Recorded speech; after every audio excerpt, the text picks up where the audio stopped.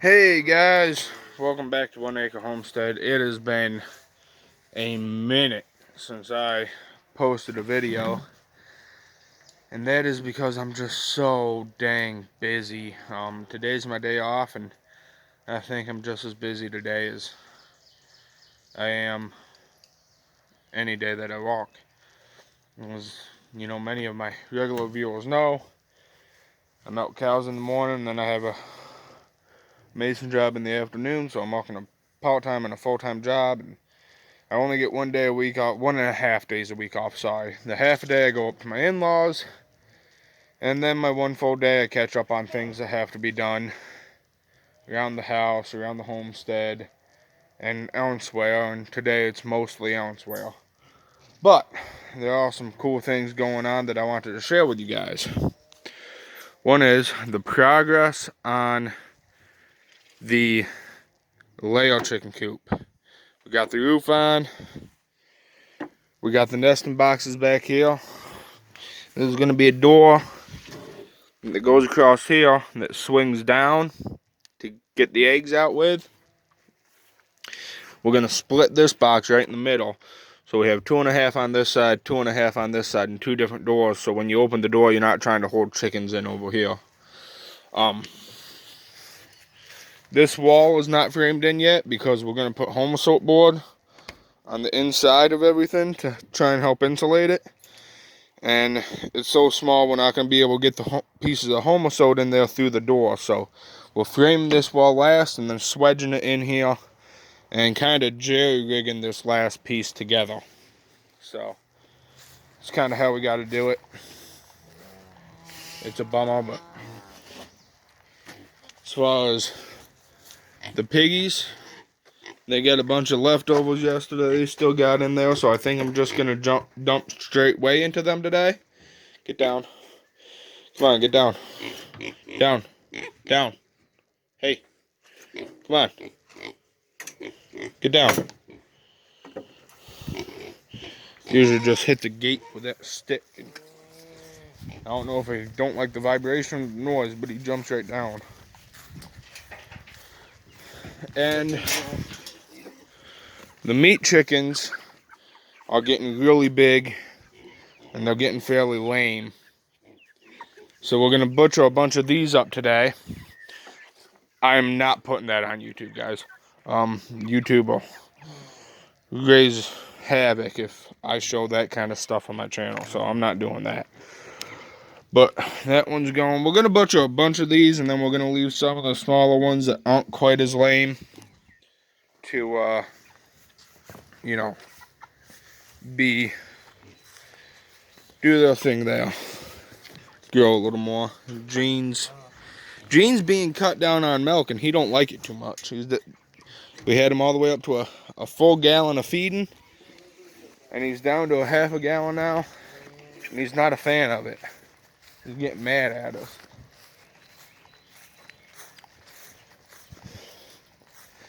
And the garden is doing wonderfully. I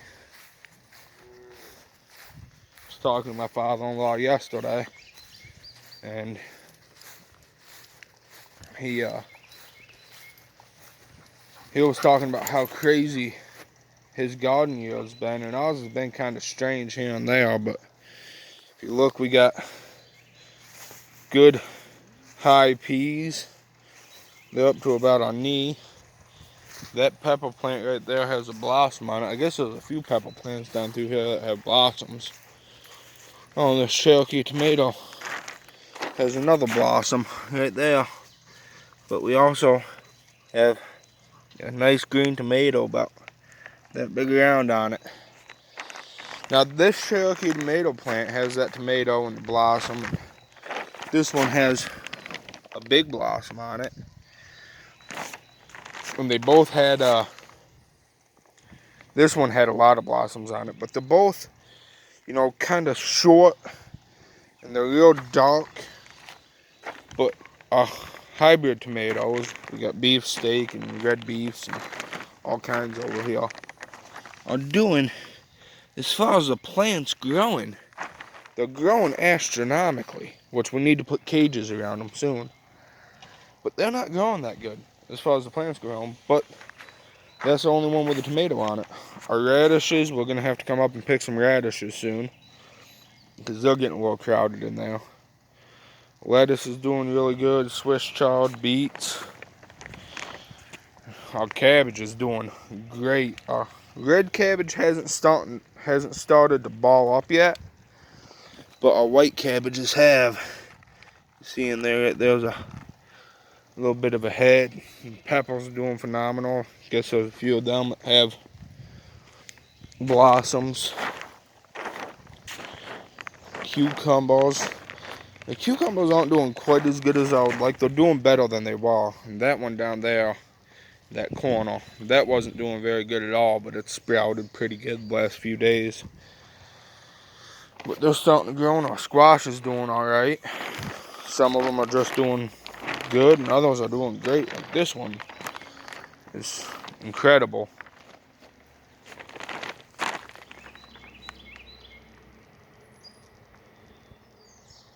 Tyler's on the road. I thought it was a swarm of bees for a second. I was very upset we couldn't find any Brussels sprout plants anywhere else. But yeah, this acorn squash right here already has a blossom on it right there. This one's doing good. They're all doing really good over there. And our beans are doing great. Once they started sprouting, it took them a little longer than I thought they would, but once they started, they took right off. And wow, our corners. This is our corn. Corn is 6 inches high already. On this end, up that row, doing really good there. That row's a little bit stubbier, but corn's doing really, really good ever since we put that fresh seed in. So, garden's doing phenomenally. As you can tell, the garden's one of my favorite things on the homestead. For a lot of reasons. One, we get a massive amount of food off this. Two, it's rather inexpensive. Three, I just like watering it every night.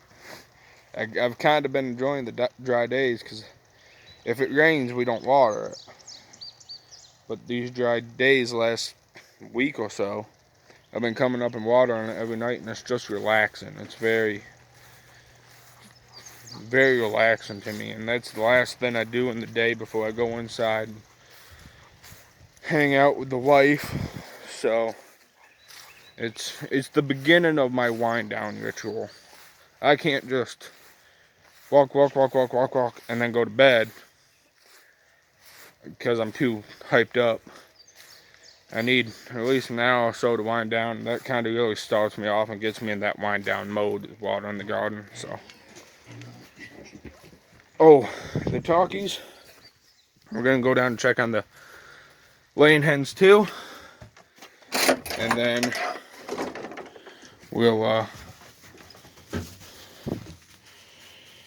yeah, turkeys are getting big.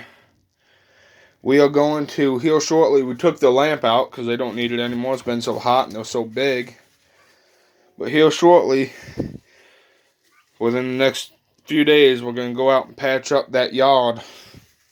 Get it all patched up and sealed up. And then we'll cut those guys out in the yard. Might be able to do that Friday afternoon. I don't milk on Friday, so I can get to my other job early, get some stuff done. The good thing about my other job is I am self-employed in it, so it gives me a lot of freedom as far as my schedule. Downside is when you're very busy doing other stuff, no matter how much freedom you got, if you don't go, you don't get paid. So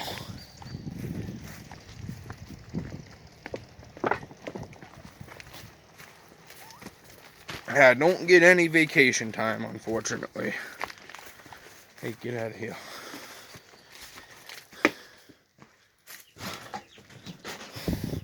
I don't know what the deal with this lid is. Oh, I know what the deal with that lid is. These guys have to go into a coop soon. That's just all there is to it. We got that one Buffalo Uppington left back there. And a Rhode Island Red. We lost the Rhode Island Red and we lost the Buffalo Uppington. This chickadee right there. That is not Charlie. Charlie's over here in the corner. To the you can just see her head moving around behind the water dish. There's Chicky. Oh no, that's Charlie over there. Yep, there's Charlie over there behind the feeder. You can just see her back. Well, that Rhode Island Red just covered up her back. There Charlie is, coming around right now. So, my wife and niece have to come out and name the rest of them.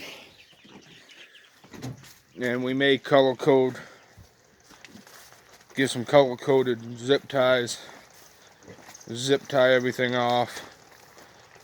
So we can keep them straight instead of just looking at the colorings. So I'm glad I was able to come and do a video. I did one the other day, and it didn't turn out right. Somehow my camera filmed it sideways again, so and I couldn't get it straightened up. So figured I'd do one quick today. I don't have a lot of time today, but I have a little more than I usually do, so show you guys the updates and the progress and keep moving along here. And I know I haven't been posting nearly as much as I like. I wanted to put up 3 or 4 a week, and I think it's been one every 3 or 4 weeks. So, but sometimes life catches up with you, and that happens. Things are going to slow down. Things are going to ramp up again here in the fall when we're putting, we're picking the garden. And I mean, we pick all throughout late summer into the fall, but when we're processing all the food and we're putting the meat in the freezer and all that stuff, so things will pick up again. But right now it's kind of slow, just kind of monotonous, everyday stuff. And come fall, it'll pick up, and then it'll slow down to a crawl come winter time. There's some stuff I want to show you guys. I don't know how well I'm going to be able to film any of it on my phone, but leave a comment down below if you would like to see some of the hunting stuff I do. I don't need to hunt a lot anymore because of all the animals we're putting in the freezer. It used to be we needed 3 deer a year to get through the winter. Oh, I'm losing my balance. And now it's to the point where we'd probably only need 1 with the 2 pigs and the cow. Not Jean, but the other cow I got at the farm. Bo, come here. Come here, Bo. No, not through the corn, you chucklehead. But one deer will do us this year, so. And I think that's a part of homesteading too, just like digging the leaks and foraging and stuff like that. That you're securing your own food source without relying on anybody but yourself. So, well, you got to buy the tag, so I guess you got to rely on the state. But for the most part, it's you versus that animal, and you're securing your own food. And sometimes you get it, and sometimes you don't. But our black bears are coming on too. I just noticed that stepping up here. We got itty big green black bears, and this bush is loaded with blossoms. So these will be good eating here in another 3 weeks. So like, comment, subscribe. Definitely hit the notification bell down below because there's a whole lot more to come. Bye.